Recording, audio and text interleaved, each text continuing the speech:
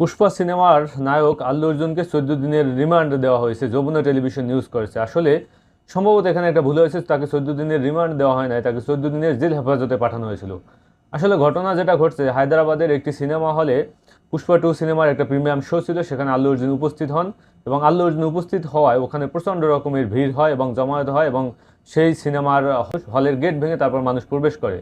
পরবর্তীতে সেখানে পদদলিত হয়ে একজন নারী মৃত্যুবরণ করেন এবং নারীর সাথে একজন বাচ্চা শিশু ছিল, তিনিও গুরুতর আহত হন, তিনি হাসপাতালে আছেন। পরবর্তীতে তার স্বামী, ওই নারীর স্বামী মামলা করেন, সেই মামলায় এই আল্লু অর্জুনকে গ্রেপ্তার করা হয়। গ্রেপ্তার করা হওয়ার পর স্থানীয় যে আদালত তাকে 14 দিনের জেল হেফাজতে পাঠান। 14 দিনের জেল হেফাজতে পাঠানোর পর তিনি উচ্চ আদালত বা হাইকোর্ট থেকে আসলে জামিন নিয়ে আসেন।